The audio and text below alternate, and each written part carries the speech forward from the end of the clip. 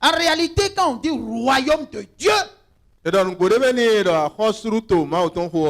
un gouvernement bien organisé. Et chacun peut devenir citoyen de ce royaume à travers un message personnel, un message clé.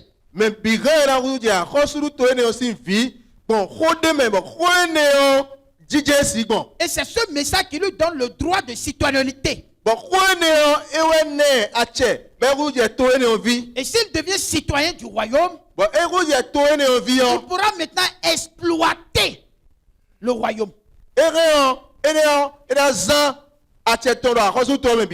Ces hommes-là, les Barzélaïs et consorts, sont des sacrificateurs. Mais ça veut dire que ceux-là, comment ils sont devenus sacrificateurs? Ils sont rentrés dans la sacrificature. Comment tu as pu faire toutes ces choses alors que moi je ne te connais pas?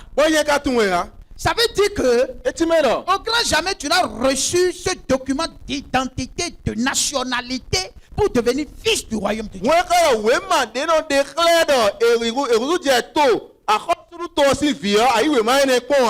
comment tu as pu faire tous ces miracles alors? J'ai fait tout cela en ton nom. J'ai fait tout cela pour toi. Parce que je parlais de toi. Mais le problème ici, ce n'est pas que tu parles de moi, que tu fais ces choses-là en mon nom. C'est que tu as fait tout sans faire le plus grand miracle. Parmi les miracles, il y a un plus grand miracle. Et ce plus grand miracle, Jésus n'a pas fait avant de mourir. Et il a dit que vous, non seulement vous allez faire ce que je fais là, mais vous allez, il y a un là qu'on appelle le plus grand. Vous allez faire plus que moi.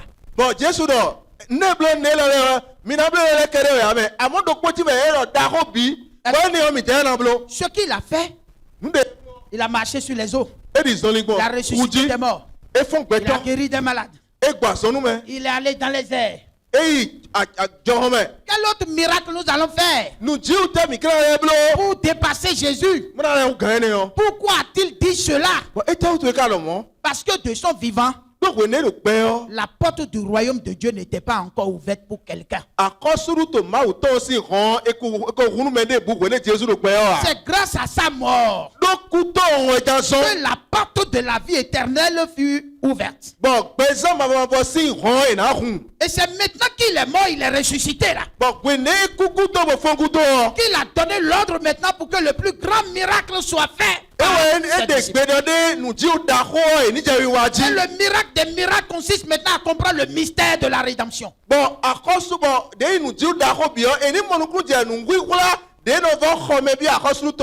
ce moment-là, même si on n'impose pas la main à un malade et qu'on lui enseigne le principe, on lui enseigne le mystère du royaume de Dieu, il comprend, il rentre dans le royaume ici là. Ici là, maladie tue pas les gens ici.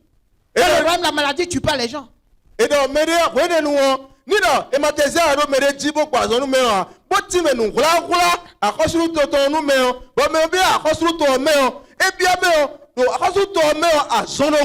Ici, problème tue pas les gens. Parce que dans le royaume de Dieu, c'est la résolution des problèmes. Lorsque tu sais que tu as cédé au royaume de Dieu par le message de la rédemption et que l'Esprit de Dieu t'a dit à ton cœur que tu es devenu enfant de Dieu, et bien Dieu te prend en charge.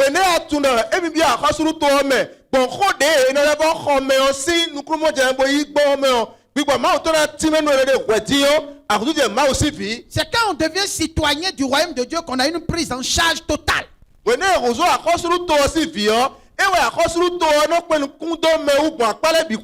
pour devenir participant de la nature divine ou citoyen du royaume de Dieu, il faut comprendre le combat que Jésus a mené. Depuis le moment où l'humanité est passée sous la domination du diable, le diable est devenu le prince des ténèbres qui gouvernait l'humanité.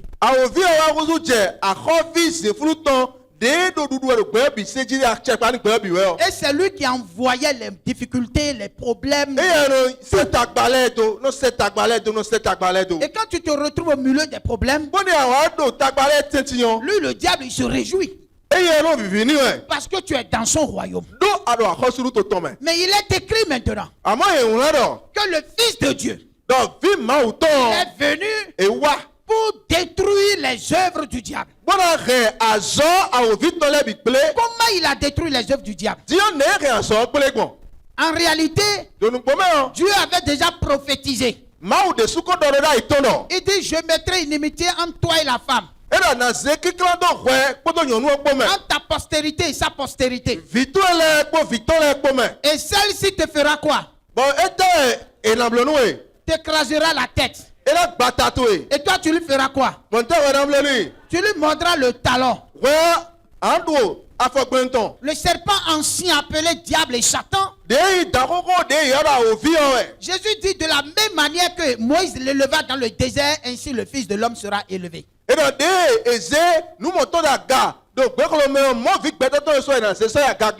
Moïse l'éleva dans le désert, en réalité Moïse est descendu. De la même manière, mon père, Jésus devait aller sur la croix avec le serpent ancien, le clouer là-bas et descendre lui aussi. Il n'était pas question que Jésus soit resté cloué à la croix. Et si on a eu besoin de clouer les pieds de Jésus-Christ, c'est parce que la tête du serpent était déjà sous son talon. Pour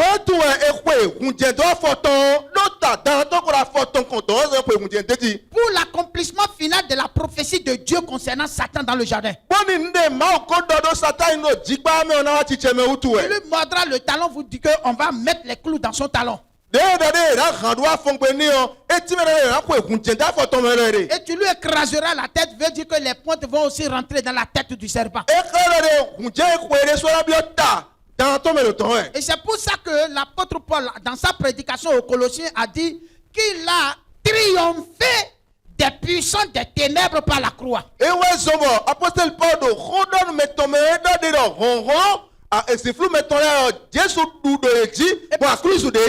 Parce que Satan est vaincu par la mort de Jésus. C'est comme ça qu'il va conquérir maintenant le royaume. Il va délivrer les gens. C'est pour ça que la prophétie dit, il nous a pris du royaume des ténèbres, ou bien de la puissance des ténèbres, et nous a transportés maintenant dans le royaume de son Fils et de son admirable.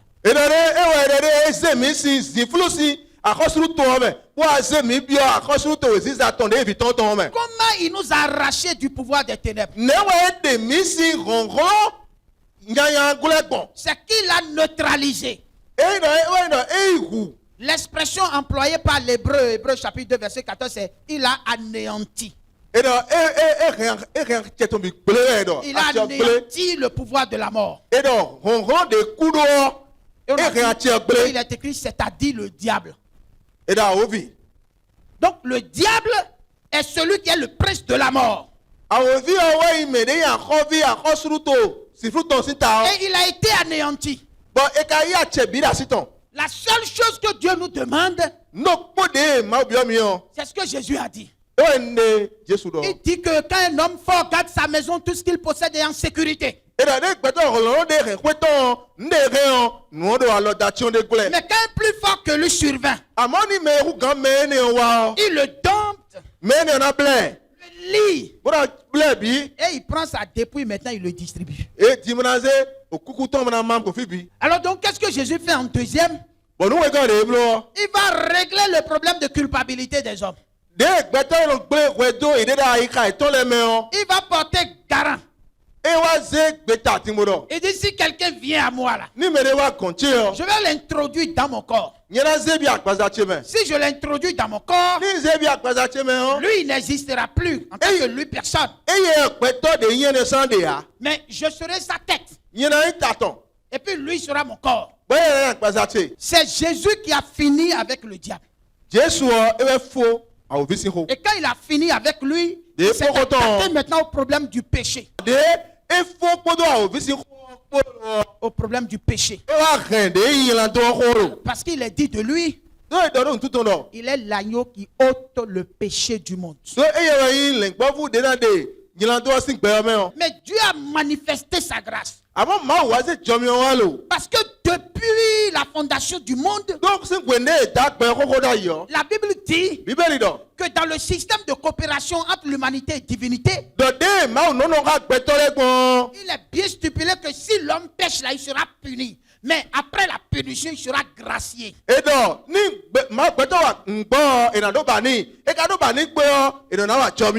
cette grâce, l'apôtre Pierre a dit, la grâce qui nous a été donnée en Jésus-Christ depuis la fondation du monde.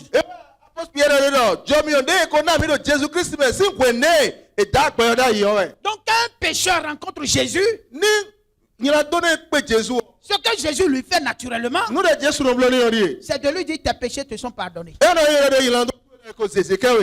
a que le procureur de la République, il n'y a que le magistrat pour dire libérez-le et puis on cela ne revient pas du ressort des policiers. Le policier établit le procès verbal, il dépose et puis le procureur ou bien le magistrat lui il parle.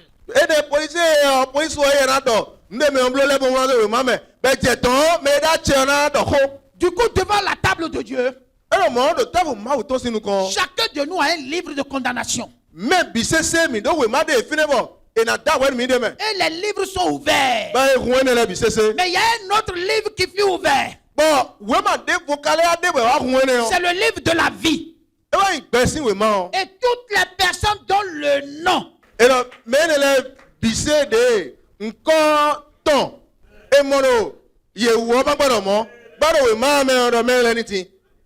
c'est ça le mystère de la grâce.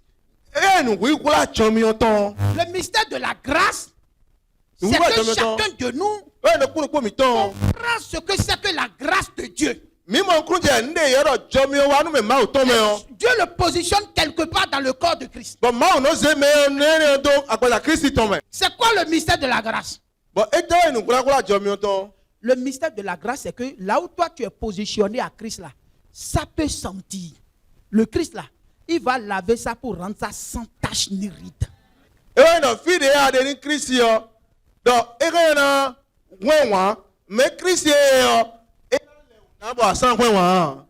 C'est ça la grâce. Écoutez bien, bien-aimés frères et sœurs. Si quelqu'un n'a pas compris ce que c'est que prendre quelqu'un de la première alliance pour le ramener dans la seconde alliance, ce dont la première alliance est constituée et ce dont la deuxième alliance est constituée. Si quelqu'un n'a pas encore compris ça, il n'est pas encore enfant de Dieu. Vous savez pourquoi? Parce que la première alliance là, si elle était efficace, il n'aurait pas été question de la remplacer par une seconde alliance. Maintenant que l'alliance a été remplacée, l'alliance étant changée, le sacerdoce aussi va changer. Donc la manière dont nous gouvernons l'église de Jésus-Christ, si cette manière n'est pas conforme à la nouvelle alliance, aux nouvelles donnes, eh bien, il y a problème pour tous ceux qui sont dans cette alliance-là.